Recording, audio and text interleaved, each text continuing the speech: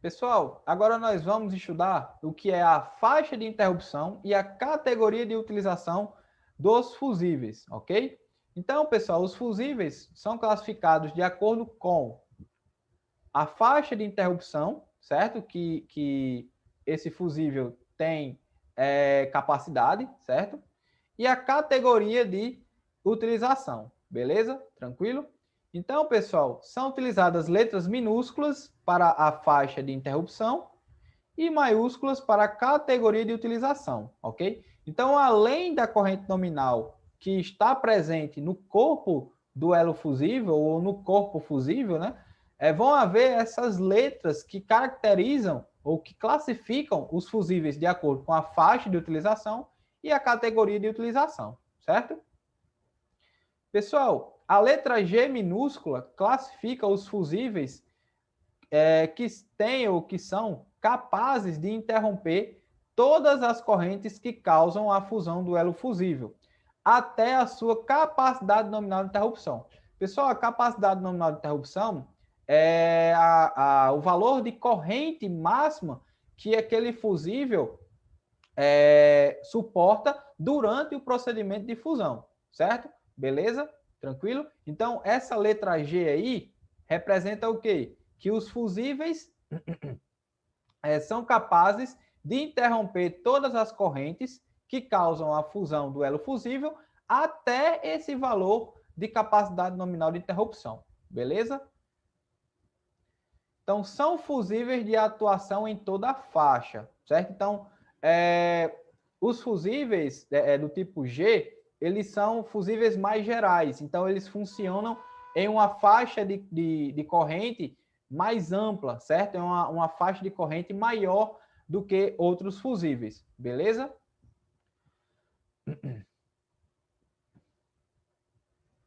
Pessoal, a letra A minúscula classifica os fusíveis que são capazes de interromper todas as correntes compreendidas entre um valor prefixado, certo?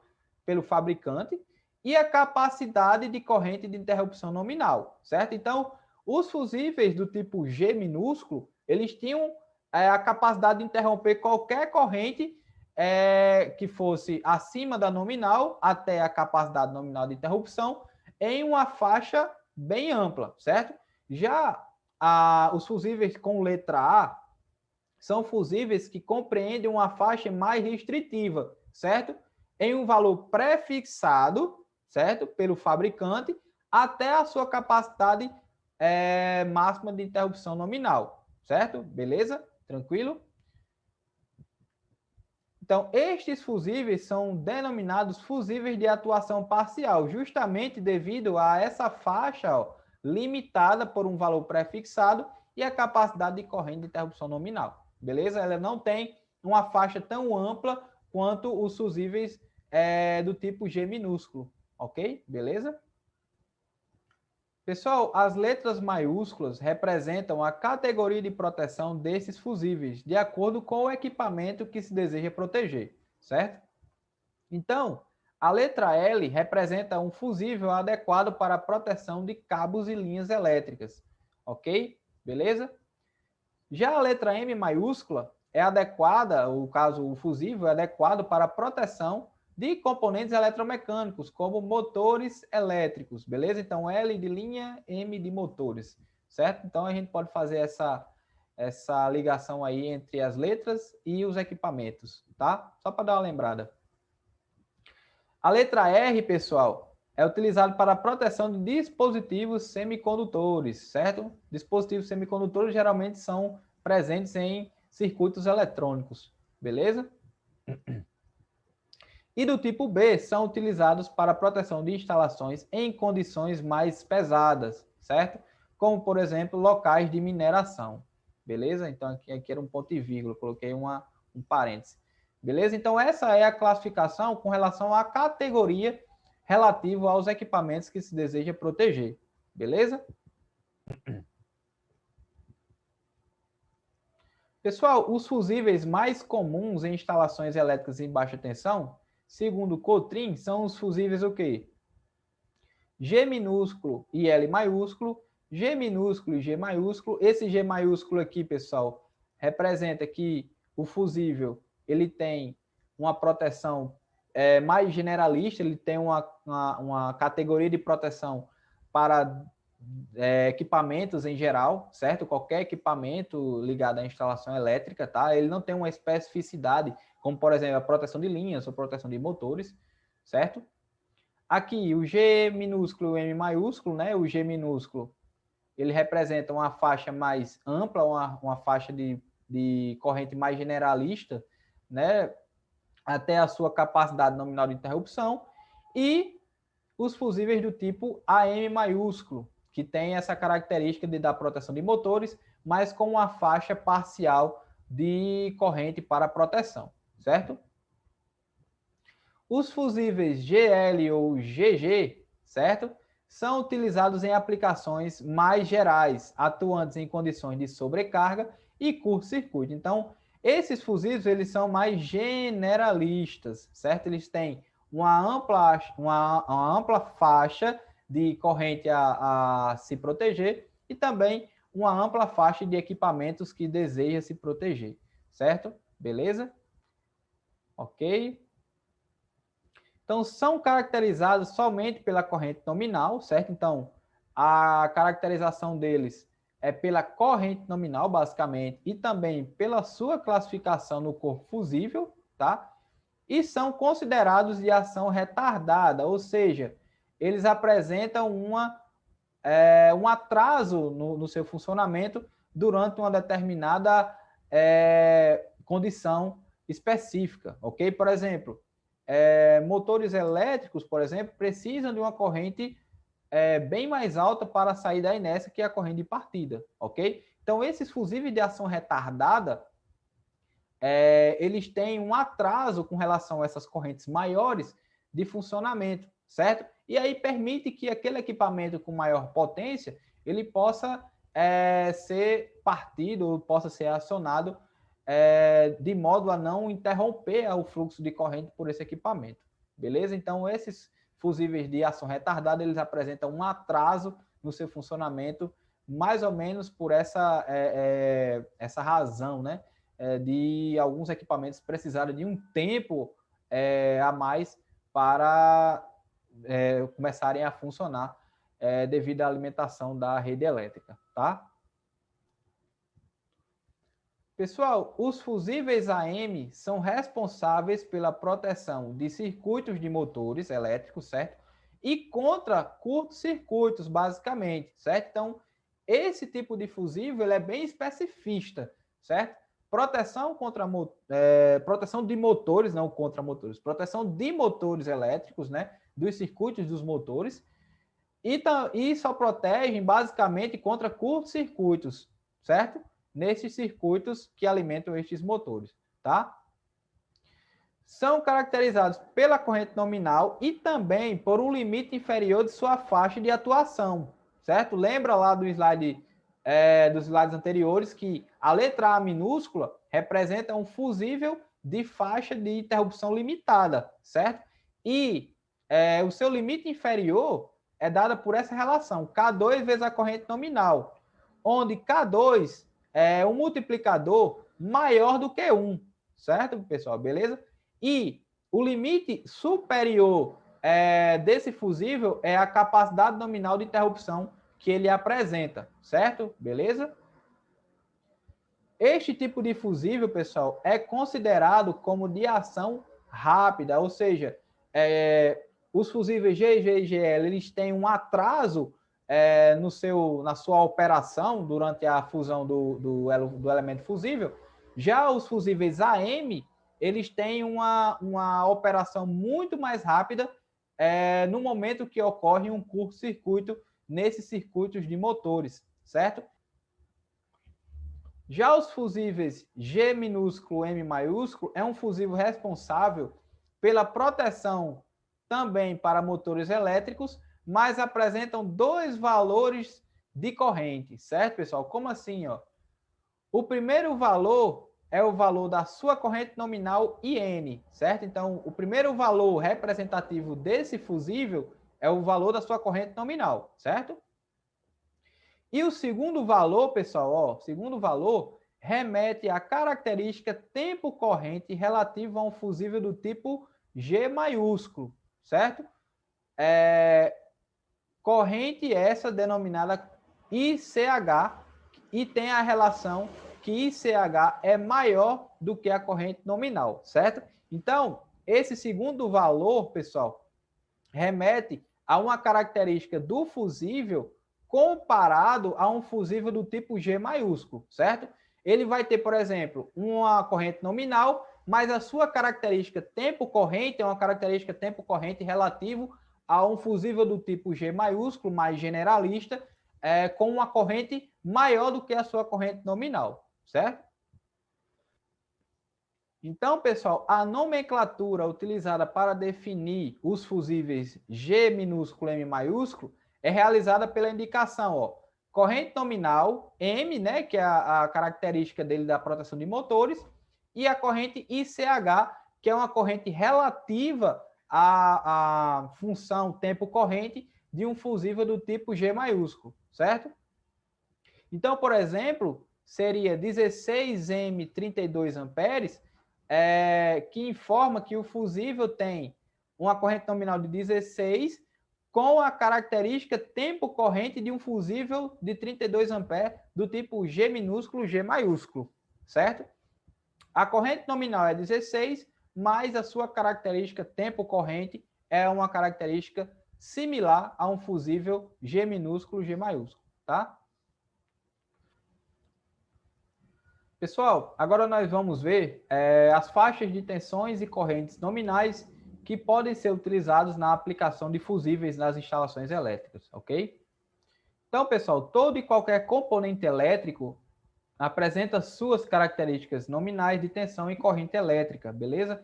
Então, para que ele tenha um funcionamento pleno quando instalado a rede elétrica, a tensão e a corrente elétrica devem ser compatíveis àquele equipamento. E os fusíveis também não são diferentes. Eles apresentam faixas de tensões e também faixas de correntes a serem utilizados, ok? Os níveis de tensões encontrados para os fusíveis de baixa tensão variam entre 120 e 690 volts, certo, pessoal? Cada um de acordo com a sua aplicação. Então, se eu tenho uma rede elétrica, por exemplo, de 380 volts, 220 volts monofásicos, por exemplo, eu não posso utilizar um fusível, por exemplo, de 120 volts, certo? Eu tenho que usar um fusível que seja maior ou igual àquela tensão da rede que está sendo trabalhada, que está sendo usada, no caso não trabalhada, que está sendo usada, certo, pessoal? Beleza? Então, a depender do nível de tensão da rede ou da instalação elétrica, deve-se prever um fusível adequado para a proteção de circuitos e equipamentos elétricos, tá bom? As correntes nominais, pessoal, a depender do tipo de fusível, certo? Utilizado na instalação, com faixa de correntes de valores mais baixos, como de 2 a 10 amperes, certo? Até níveis mais altos, entre 800 e 1.250 amperes. Aqui, por exemplo, eram faixas de corrente para fusíveis do tipo rolha, tá? Que tinham faixas de correntes mais baixas, ok? E aqui são faixas de correntes, por exemplo, para fusíveis do tipo NH, ok? Que são fusíveis mais robustos, ok? Beleza? Isso vai depender do tipo e também da aplicação a ser utilizada desses fusíveis, certo? Se é a proteção de motores, se é a proteção de equipamentos de baixa potência ou equipamentos de alta potência, beleza? Agora, pessoal, nós vamos estudar uma característica muito importante dos fusíveis, que são as curvas ou a característica tempo corrente destes fusíveis, certo? Pessoal, os dispositivos de proteção contra sobrecorrentes apresentam sua característica tempo corrente, que nada mais são do que curvas, certo? Curvas no plano cartesiano, onde o eixo das abscissas é o tempo e o eixo das ordenadas é a corrente elétrica, certo? E aí, essa corrente elétrica associada a esse tempo vai me dar um ponto de fusão ou de interrupção do meu elo fusível, certo? Beleza? Então, ó, estas características apresentam a relação do tempo de atuação do fusível, certo? Com relação a uma corrente de sobrecarga associada, certo? Ou uma corrente de curto-circuito também, beleza? É representada por duas curvas basicamente, certo? Essas curvas tempo corrente, geralmente elas são em duplas, ok? A primeira é a curva do tempo mínimo de fusão de corrente, certo? E a segunda é a curva do tempo máximo de interrupção de corrente, certo? Essa curva do tempo mínimo de fusão de corrente, ela vai me dar, como o próprio nome da curva diz, vai me dar o tempo mínimo para que o elo fusível comece a entrar no processo de fusão. E essa curva do tempo máximo de interrupção é a curva que demonstra a interrupção total da corrente elétrica depois do rompimento do elo fusível, certo? Pessoal, a zona compreendida entre as curvas é chamada de zona tempo corrente. Então, eu tenho aqui ó, as curvas. Ó. Eu tenho uma curva de tempo mínimo de fusão de corrente, né, fusão corrente, e aqui a curva do tempo máximo de interrupção corrente. E entre essas curvas eu tenho a zona tempo corrente, que é justamente o atraso que alguns fusíveis apresentam durante o processo de fusão, certo? Durante um curto-circuito ou uma sobrecarga. Beleza? Estas curvas são importantes na definição de duas correntes. Que correntes são essas? A corrente convencional de não fusão, que eu vou explicar no próximo slide, certo? E a corrente convencional de fusão, certo? Propriamente dito. Beleza? Então vamos lá. Pessoal, a corrente convencional de não fusão é a corrente mínima que o fusível suporta, certo? Sem que ocorra a fusão do elo fusível, certo? Para um determinado tempo, certo? Um determinado tempo T, beleza? Ok? Então, na curva, pessoal, a corrente convencional de não fusão é esse valor de corrente aqui no eixo das abscissas, que toca aqui a curva de tempo mínimo de fusão corrente, ok? Beleza? Tranquilo? Em um determinado tempo T, certo? Ok? Se esse tempo for muito maior e para uma mesma corrente, ele pode sair dessa curva aqui e o procedimento de fusão pode ocorrer, certo?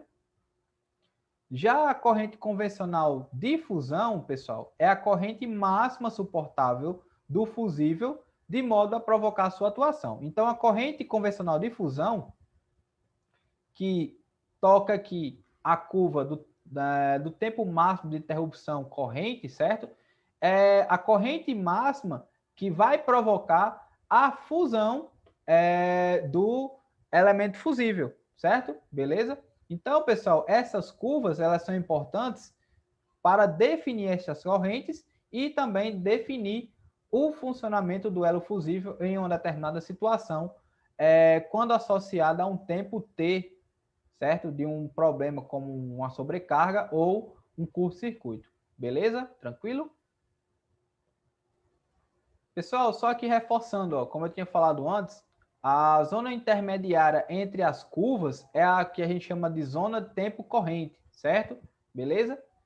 Ela representa, pessoal, a iminência do fusível em iniciar a sua fusão, mas pode ou não ocorrer o rompimento do fusível, certo? Então, essa zona, pessoal, ela pode ser mais larga ou mais estreita, certo? Vai depender do fusível, ok?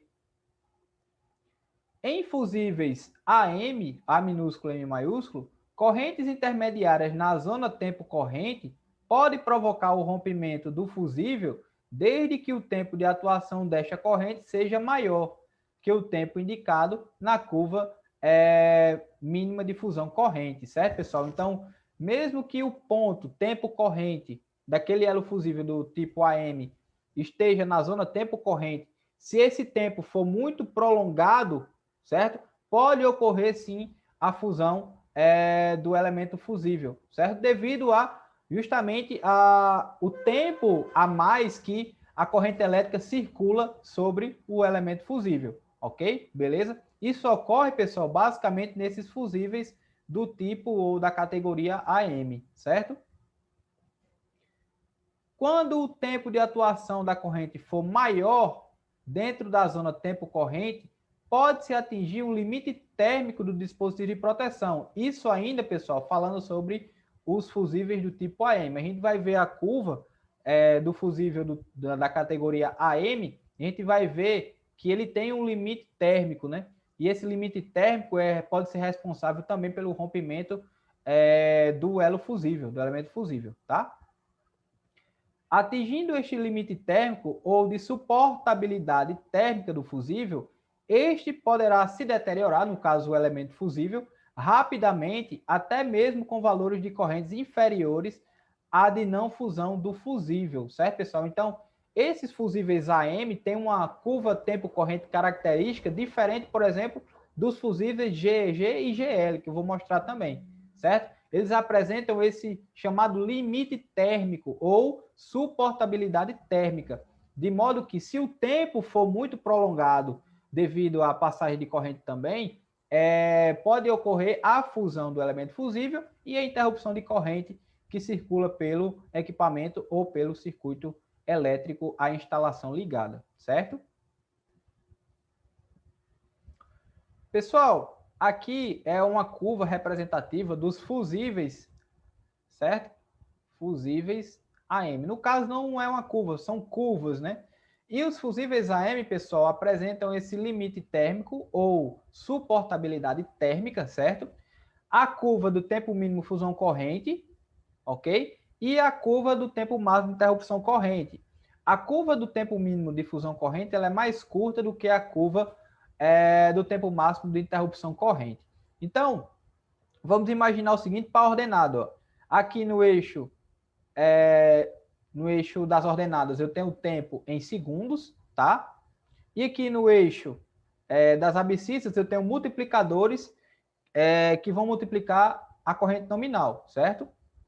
Então vamos pegar aqui 4 vezes a corrente nominal circulando durante 100 segundos, ou 10 ao quadrado segundos, ou 10 elevado a 2 segundos, certo?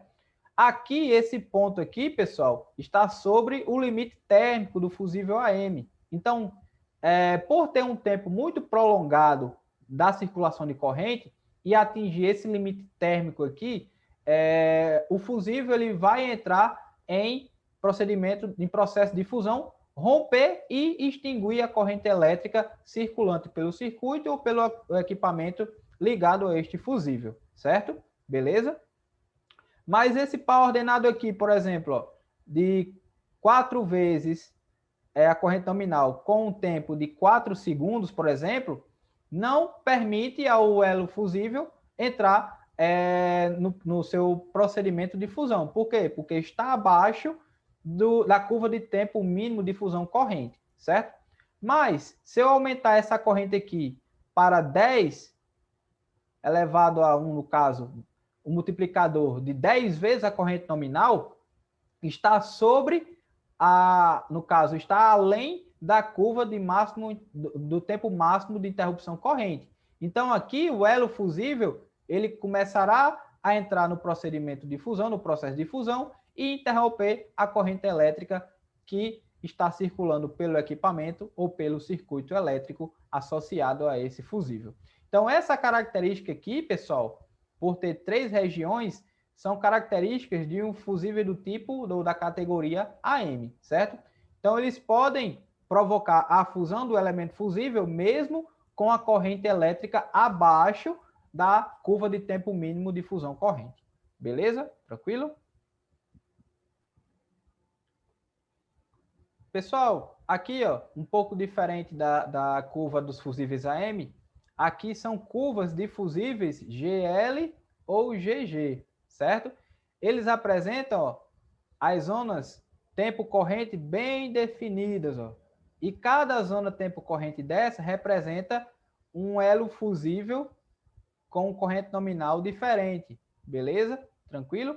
E aqui, a gente, a gente vê, diferente do fusível AM, não tem aquela representação do limite térmico, certo? Do limite térmico ou da suportabilidade térmica.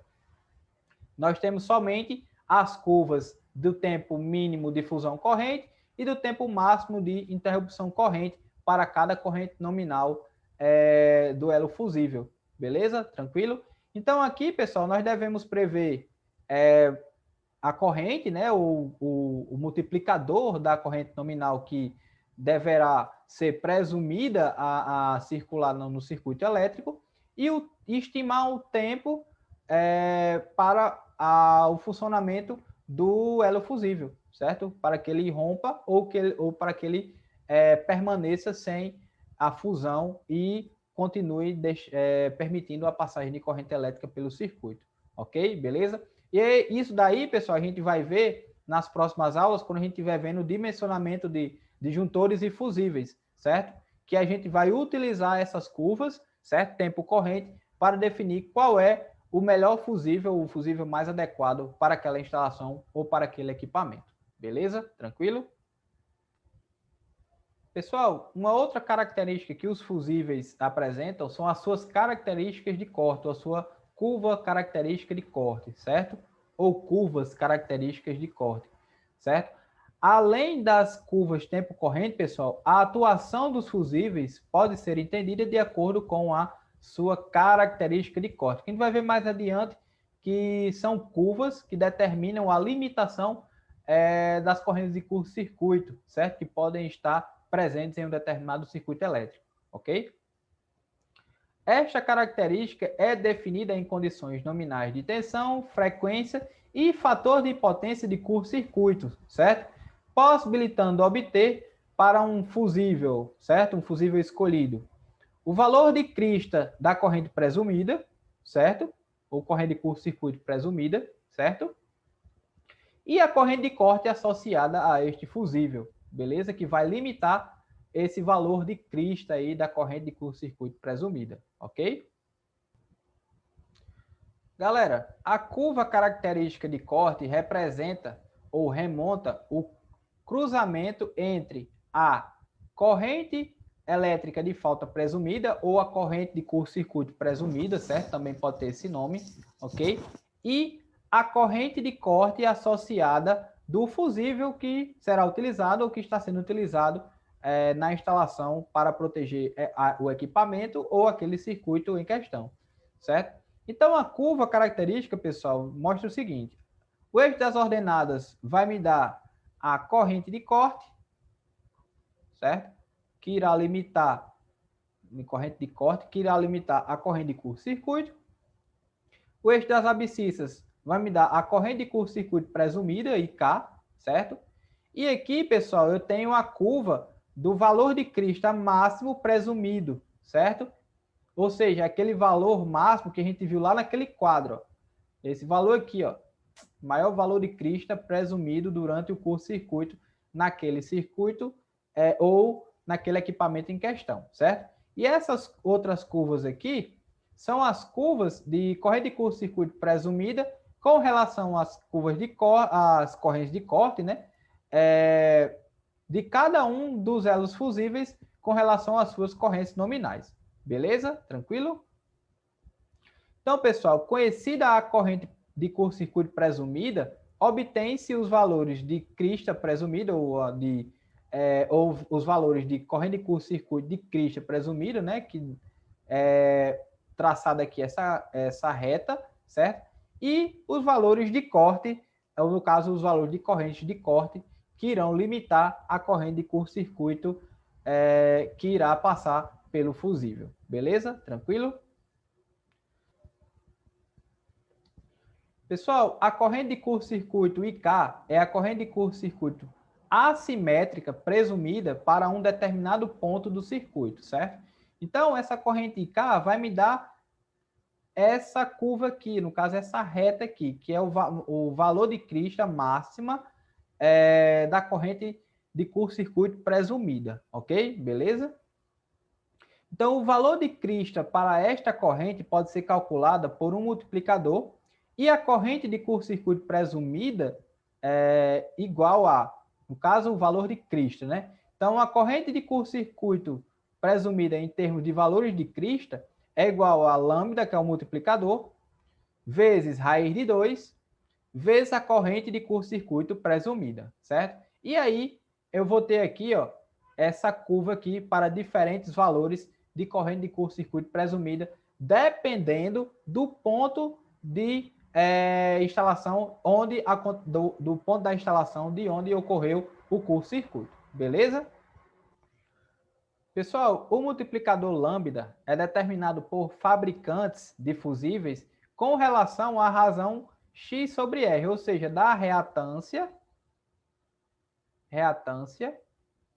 e a resistência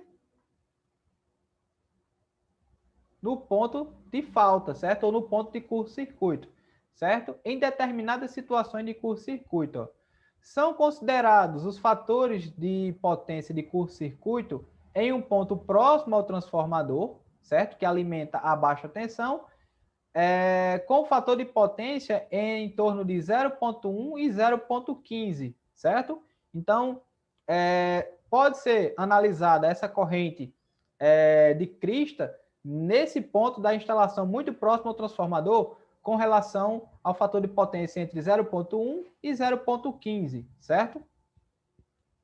E também em algum ponto da instalação mais próximo às cargas com o fator de potência muito próximo de 1, certo?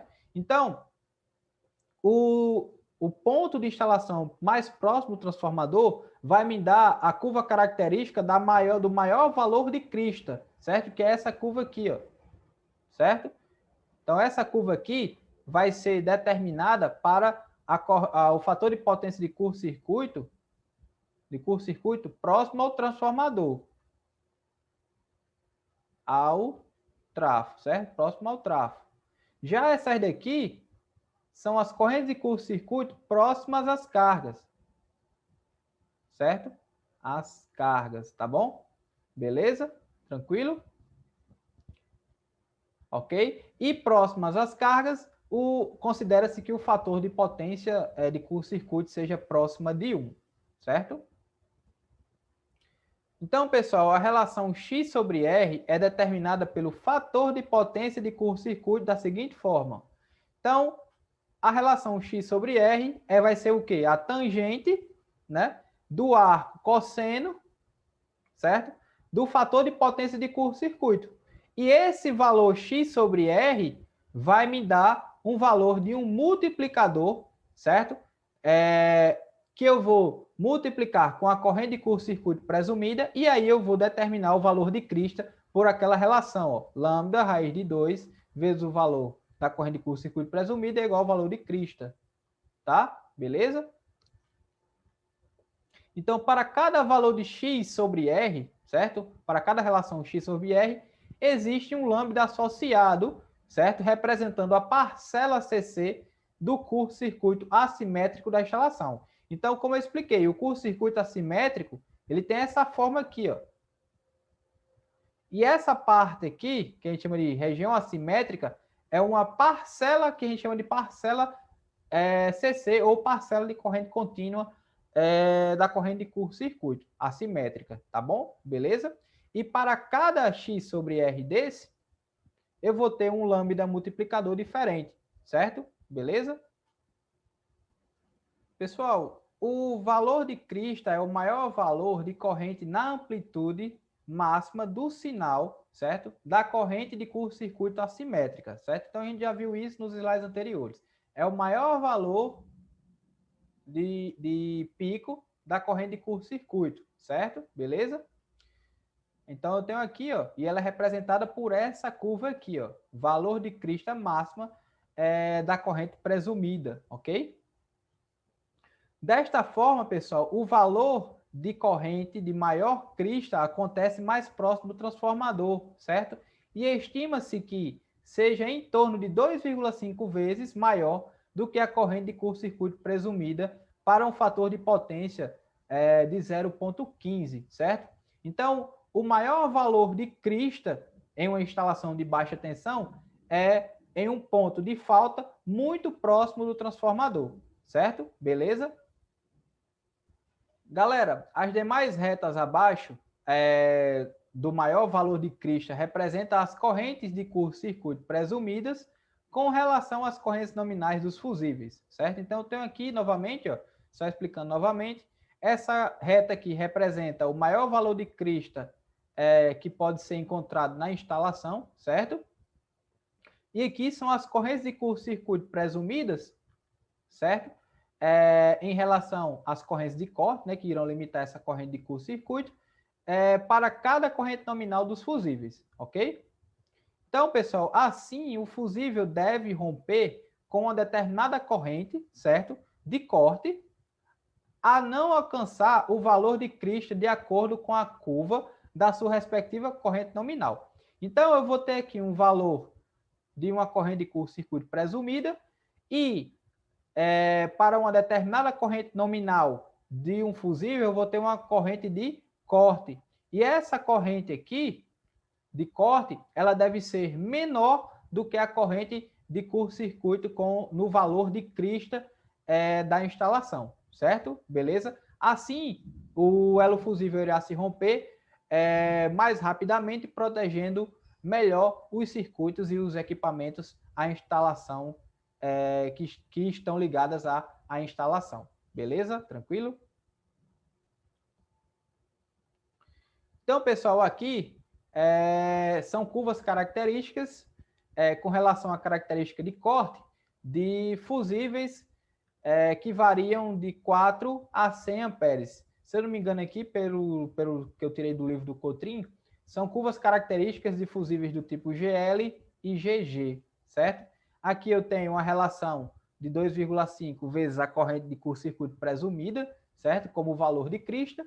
E aqui são as curvas características para cada um dos fusíveis e as suas respectivas correntes nominais. Beleza?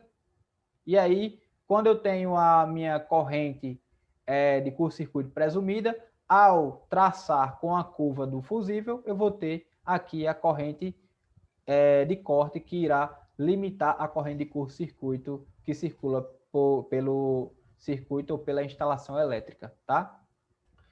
Então, pessoal, terminamos a aula de hoje, no caso, a aula desse vídeo, né, relativo ao funcionamento dos fusíveis, que é um assunto muito interessante e não é muito debatido nas aulas de instalações elétricas, certo? Os fusíveis ainda são utilizados como dispositivos de proteção. Espero que vocês tenham gostado, espero que tenha sido clara a aula, certo, desse vídeo. A próxima aula nós vamos começar a estudar os disjuntores, as suas características de acionamento e de funcionamento, certo?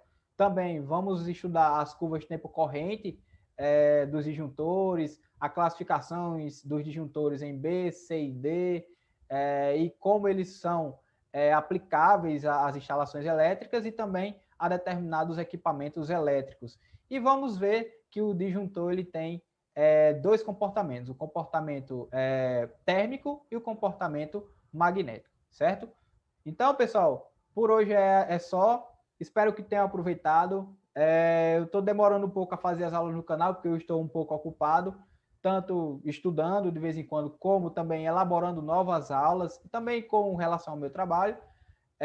Mas vão acompanhando aí o canal, que eu vou colocando mais conteúdos a respeito das áreas da elétrica. Então, pessoal, bom dia, boa tarde, boa noite. Vou aqui compartilhar com vocês a apresentação. Bom dia, boa tarde, boa noite, galera, e tchau, valeu!